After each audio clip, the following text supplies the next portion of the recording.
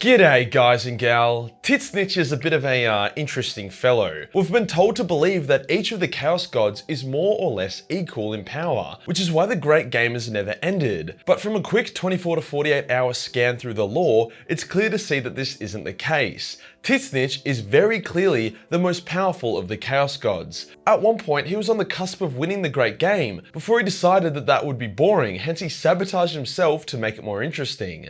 So being the strongest of the Chaos Gods, you'd think he'd have the strongest demons, and not really. Tzeentch is more of a work smarter not harder kind of guy, which is a very effective attitude in a galaxy full of total retards that lack basic common sense. That doesn't mean his demons aren't super interesting though. After all, they'd have to have some spicy abilities and some shadow genjutsu if they're going to compete with something like this. Before we get started, you know the drill. Majorkill minis, they're clean, they're cute, and they get delivered straight to your door no matter where you live. Looking for a unique, easy to paint but super detailed mini? Shark Daddy got you covered. Looking to get a bit spiky? The chaotic Majorkill team or the Terminator Lord got you back. Plenty of models for plenty of situations, with more on the way. All prices are in Australian, with some of the cheapest shipping you'll ever see, so if you wanted to support the channel in a way that nets you something more tangible than boatloads of hentai, then this is the place to go. Link in the description. Today we'll go over each and every demon of Tzeentch, talking about their strengths, weaknesses, and abilities, as well as some variations of them. Let's get into it! Starting us off with the rank and file demons, who are also the cutest, or ugliest, depending on your taste. We have the Pink Horrors. The Pink Horrors are very unpredictable and ecstatically happy and joyful all the time. Judging by the way their jaws swing, I assume this is due to an insatiable addiction to MDMA. Despite being happy-go-lucky dudes, their constant screaming, weird janky movements, and all-round wacky appearance makes the Horrors very unnerving to deal with. They can run in and tear you apart with a knife or even their claws, or their second attack option, which they probably prefer, is to sit back and fling random basic spells at you, such as fireballs or bolts of change. If you manage to kill a Pink Horror, then it splits into two smaller Blue Horrors, who are similar in physical might to a Pink Horror, but due to their personality being split in two, will generally be a bit shitter at throwing spells, hence are more inclined to just shanking your ass. Then when you beat a Blue Horror, it will split into two Brimstone Horrors, who are basically just psychopaths that run around setting shit on fire. So yeah, congrats Tzeentch, you have the most obnoxious frontline demon out of all the Chaos Gods. Some horrors have received favour from Tzeentch and have become incredibly powerful, such as the Blue Scribes, who know nearly every spell in the galaxy but also don't know what they do, so fighting them is like fighting a fucking admin from a Gmod server who also has Tourette's. Then there's the Changeling, who is also a horror, who gained the ability to completely transform his form into anything he likes, allowing him to pull pranks on even the other Chaos Gods.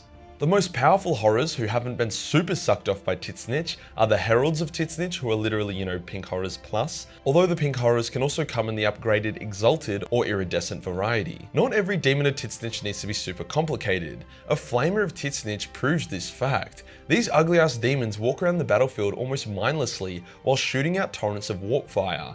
Now generally warp fire fucking sucks to get hit with. It burns your body and your soul while also mutating you into an abomination as you die. However, a flamer wouldn't be a Tzeentchian demon if there wasn't some kind of self-sabotage going on here. Hence, a flamer of Tzeentch's warp fire will have a completely random effect, ranging from burning you to death all the way to covering you in sweet, delicious, and totally harmless wine. The flamer doesn't get to choose what he sprays you with, so it's a massive unnecessary roll of the dice. They can also shoot out a gas that will either turn your living tissue into dust, leaving your weapons and armor behind, or turn your weapons and armor to dust, leaving you butt-ass naked. So whilst the flamers are not to be messed with, they definitely have a shitload of exploitable weaknesses. The Exalted Flamers, exalted mean personally empowered by Tzeentch, do not have these weaknesses. They are sentient and they can choose what effect they want their fire to have. Their fire is also much more powerful, and as such they would generally be seen leading flamers or horrors into battle. To top it off even more, they often ride burning chariots of Tzeentch, which turns them into little napalm bombers. The next lesser demon on this list are the Screamers, which are evil-ass stingrays. Fuck you Tzeentch for taking Steve Irwin from us.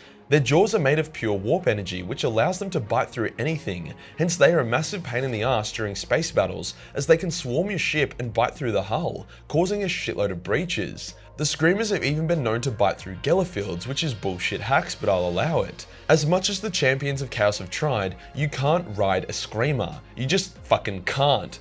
But you can transform a Screamer into an obedient and very rideable Disc of Tzeentch. This does tame their savagery and power a bit, however discs are still lethal, being able to shoot out warp lightning at close range. In fantasy, mortal champions who ride the discs are called the Doom Knights of Tzeentch, which is a pretty fucking cool name, not gonna lie. Due to the difficulty of summoning, containing, then transforming a Screamer into a disc, the Doom Knights that ride them are pretty rare and insufferably up themselves. The burning chariots that I mentioned earlier that the Exalted Flamers ride are actually a disc pulled by Screamers, so you get the best of both worlds there. Due to the volatility of the chariots, only the Flamers and occasionally the Heralds can ride them. That wraps up the lesser demons of Tzeentch. So what about their greater demon? After all, every Chaos God has at least one type of greater demon. Tzeentch's greater demon is called the Lord of Change, and whilst it is physically the weakest of all the greater demons, that doesn't mean it's a bitch. They are wickedly intelligent, always planning deep and complex schemes and manipulations. Most of the time, if you want to fight a Lord of Change, you'll have to have jumped through all these obstacles to get there, each one designed to test you, teach the Lord about you, and weaken you so that when you finally confront the greater demon, you are primed and vulnerable. Even looking at Lords of Change turn most people insane. If you somehow get through its traps, can look at it, and are prepared to fight, the hard part begins. Each Lord of Change is a master sorcerer. As such, you will get insta-cum blasted by the warp, incurring near instant death from the torrent of pure warp energy flung at you. To survive this, you'll either need to have a blank, be a blank, or have the psychic prowess to defend yourself. If you are able to nullify a Lord of Change's power via a blank, they are still a big ass demon, many times taller and stronger than you.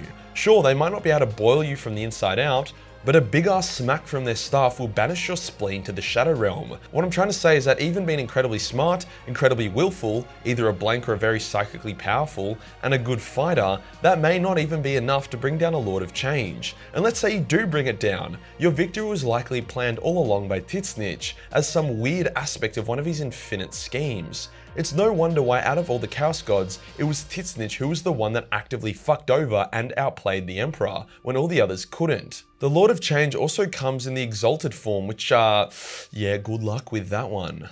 On a similar level of power to a Lord of Change, the Demon Princes of Tzeentch are also a thing. Demon Princes are hard to talk about as each one is so different. Magnus the Red would have a completely different plethora of abilities and lore compared to Jimmy the Four-Eyed Fuckhead, but the general vibe is that a Prince of Tzeentch will have to be really fucking good at scheming. How else would they have gained Tzeentch's attention? Demon Princes are generally weaker than Lords of Change, however there are some exceptions to this rule.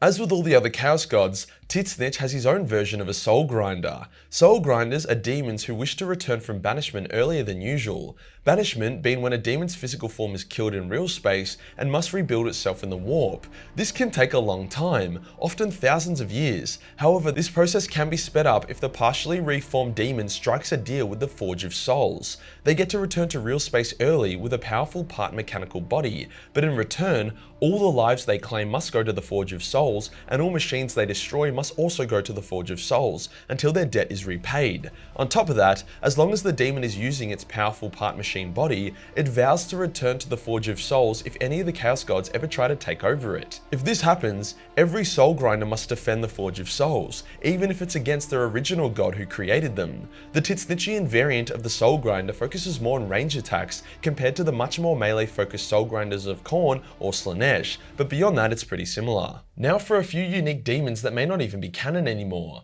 The Doomwing and the Firelord. These old as shit demon spacecraft are fast and potent, having an array of weapons. I add them to this list as it appears they are demons infused with spacecraft, rather than just random ships. Like I said though, probably not even canon, so I'm not going to lose any sleep over it. Now for a couple fantasy-only Tzeentch units, even though you could probably play them on 40k tabletop if you wanted to. First up is the Gaunt Summoner, who are incredibly powerful. There is only ever 9 of these in existence at a time, and they command and control the Silver Towers, which in 40k are these demonic spaceships, but in fantasy, you know, they're just silver towers. The Gaunt Summoners get erect for war crimes, likely as a result of being angry all the time due to Archaon stealing various body parts from them as punishment for them trying to fuck him over. I mean, they are agents of Tzeentch, trying to fuck over their allies as in their blood. There is also the Mutalith Vortex beast, which, oh my god, what the fuck is that? This would be a pretty fun boss battle in the 15 years or so it takes for GW to produce a good Age of Sigmar game.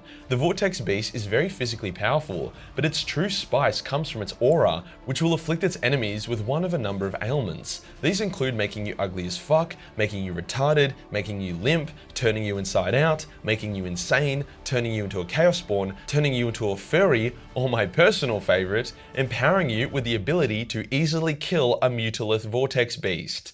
Gotta love Tzeentch, man. No one beats Tzeentch harder than Tzeentch. Tzeentch doesn't have a huge variety of demons, but considering how much variety each demon has with their abilities, it's no real surprise. Fighting Tzeentch seems like the most obnoxious shit ever, and I for one am keen as hell to do it when Total War Warhammer 3 drops. If you enjoyed the video and you want to support the channel, then Patreon is the place to be. Only $1 per month give you access to a boatload of hentai.